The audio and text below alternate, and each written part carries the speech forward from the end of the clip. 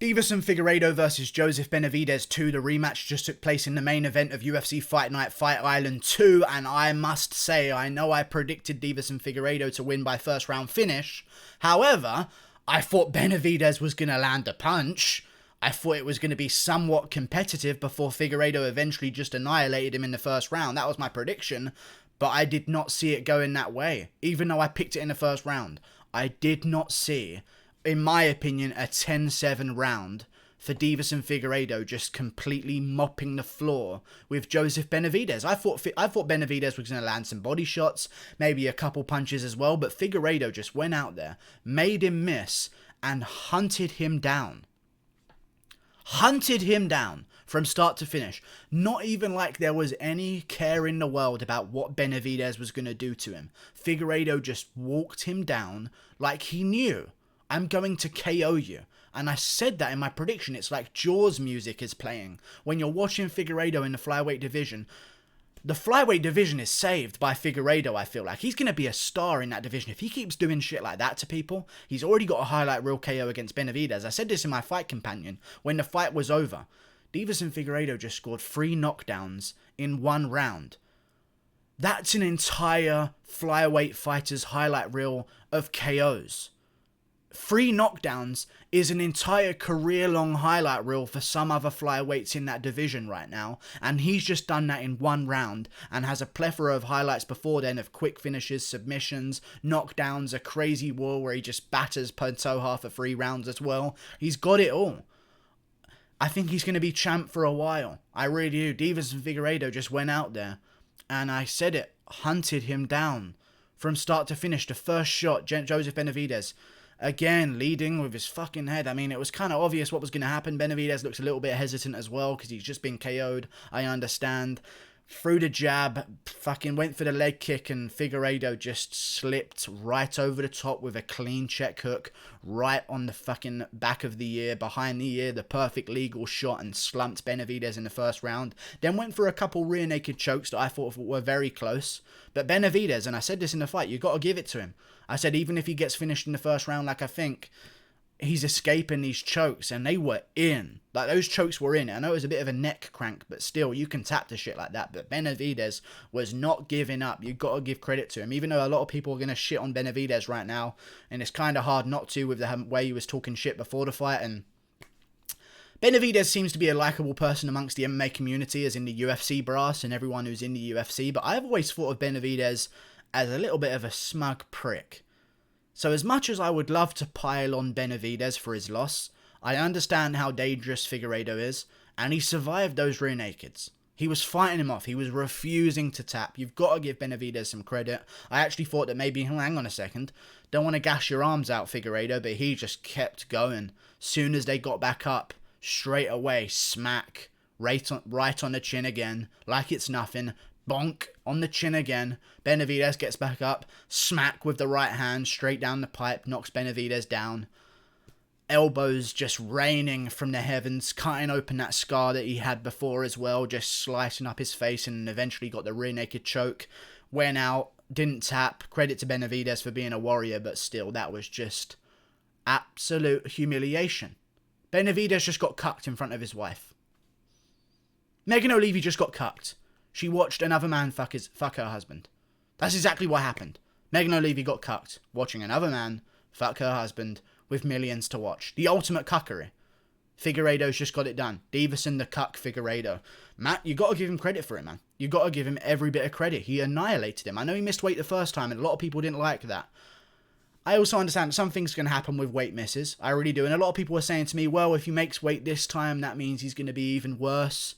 Not really, because when you make weight, you've had a good weight cut. If you make weight easily and dead on time and don't need another go to go back and cut some more weight and come back, you've had a good clean weight cut. If you've missed weight, it means you've had a real bad one, more often than not. You know, there's very few guys that just quit on weight cuts and say, I don't want to, like Carl Roberson, I don't want to cut the rest of it, let's just go on the scales. Very few of them do that. And Figueiredo came in the second fight, made weight, professional, right on the scales, got it done, came in the fight and just absolutely molly-whopped the fuck out of his ass. Destroyed him. I think he's champ for a while. And I was looking through the division and I was thinking who's going to give him some problems. Listen, the volume of Moreno is always going to be a little bit of an issue, and I feel like we've got a whole new flyweight division underneath us now with the loss of Formiga, who's now lost a few fights in a row. No more Demetrius Johnson, no more Henry Cejudo, no more Wilson Hayes, no more Ray Borg in the flyweight division. Like, the division has changed completely at flyweight. We've got a whole bunch of new guys. Moreno could maybe give some volume issues. Good striker, good scrambler as well. I think Figueiredo would KO him pretty badly. Askarov, close fight with Pantoja. Lost to Moreno. Moreno head kicked Askarov and dropped him and almost KO'd him in that fight. I think Figueiredo would fucking get him real bad. I don't see what Pantoja would do, and it's not like we're not seeing any other part of Figueiredo's game. Guys try and take him down. He submits them almost and gets right back up. Look what happened in the first fight with him and Benavidez. Almost got Benavidez in an inverted triangle as well. Tim Elliott shoots on Deiveson Figueiredo. Well, guillotine, right in, no problem. Easy submission. I don't know what's going to happen. The only guy I could see standing some kind of chance, I don't see Kai Kara-France beating him. And that might be a little bit of a jump forward because we don't know if Kai Kara-France is even going to make it to the belt yet. He's got a bit of a journey to go, but I believe in him. He can be a star in that division. I root for Kai Kara-France. But I look at that division, I see a name also like Alex Perez. One thing that Benavidez was doing good in this fight was landing good leg kicks. He did that in the first fight as well, but it didn't go to him as much. In this fight, he started doing it a little bit more. Left himself open because his hands and his striking defense is just absolutely retarded. It always has been in Benavidez's career. But, tried the leg kicks. They were working. Figueiredo does sit quite heavy on his lead leg. If Perez can get a couple leg kicks off, I'm interested. But until that, and I still think I'd pick Figueiredo to beat Perez, because Perez has a big size advantage over a lot of his opponents, and Figueiredo might as well be a bantamweight, honestly. He's a big guy for the division. Cuts a lot of weight, so you kind of can't really call him a weight bully because he's not like grabbing guys and dragging them down and getting on top of them and putting his weight on them. He's fucking annihilating them on the feet and completely outclassing them. So he's not so much a weight bully, but his power at flyweight is just, it's the ultimatum. It's the big hammer. There's not much people can do about that. If you've got KO power at flyweight with the speed that flyweights already are. Problems. 19-1. Only lost to José Formiga. And by the way, he has an excuse in that fight against José Formiga where, he came in, I believe, with a torn labrum. He had some kind of injury going into the Formiga fight and he didn't look too good. Didn't look bad. Still thought he did quite good in that fight. Lost by decision. It was a close fight. Competitive. Formiga definitely won. Has the excuse. He's a perfect champion. KO power at flyweight. Highlight reel like no one else at flyweight as well. Destroying everyone. What's going on? What are people going to do about this? I actually considered this. Figueiredo versus Yan would be fun. It really would be fun. I'd pick Yan to win. Don't get me wrong, I'd pick Yan to win. I think if Figueiredo moves up, maybe that power is going to, instead of stand out, it's going to start fitting in with the bantamweights, that power, because a lot of bantamweights have got good power right now. Marlon Moraes has got KO power, Cody Garbrandt as well, Sean O'Malley coming up. You've got good guys with power in the flyweight division. Yan even has power when he really grits down and throws.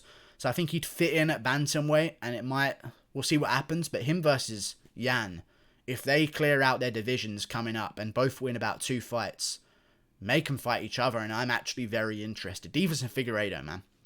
Dominant. And for Joseph Benavidez, it's tough. It's tough for Joseph Benavidez because he definitely needs to retire, because he's going to get really vicious CTE, because he got dropped by Demetrius, KO'd. He got KO'd by, Deiveson Figueiredo in this fight. But this fight was basically all of the Benavidez damage in his career compiled into one round. Annihilation. 10-7. Genuinely 10-7. Because when you think about it, the only recent 10-7 we've seen is when the round wasn't even over between Gaethje and Ferguson. They called it a 10-7 for some fucking bizarre reason. Even though Gaethje never dropped Ferguson, never hit him too hard, he was cracking him and rocking him. 10-8 definitely, but 10-7 was a bit far in Gaethje versus Ferguson, especially when they writ it down before the round was even over. That was a bit weird. But 10-7 happened there. I think this is the only other 10-7 I've seen where I can confidently say 10-7 round. When you think about it, what could clarify for a 10-8? Let's think about that. Clarify for a 10-8 round. A knockdown, a close finish, a close submission, winning the round overall as well. That would constitute a 10-8 in my opinion. You don't have to have a close submission, but a close finish, whether it be by submission or TKO. Just a close situation. Figueiredo had 3 knockdowns, I believe, 3 of them. Won the entire round as well. Outstruck Benavidez the entire time. 3 submission attempts, where he almost got him in every single time. Was so close to finishing the fight on 3 different occasions by submission. And then in the third, chokes him out after knocking him down and battering him with elbows. 10-7. What a performance by Figueiredo. I want to see him versus Moreno.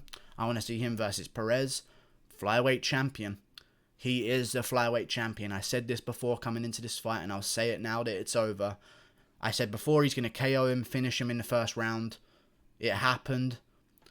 I think he's going to be the champ, and I think he is what I think of when I think of a flyweight champ. I don't think of fight IQ dancing around Demetrius Johnson, although I respect him as the GOAT. Even though he lost to Cejudo, he's still the GOAT, because I thought he beat Cejudo in the rematch, by the way. GOAT, Demetrius Johnson. But when you think of a marketability standpoint, you kind of need a little savage. And that's what Figueiredo is. He's a little savage with devastating KO power. If he can't become a bit of a draw at flyweight, I don't know who can. Figueiredo gets it done, adds another set of highlights to his KO reel. Crazy. Like and subscribe. Click that button there. Sorry, Joseph Benavidez. Unfortunate outcome. Goodbye.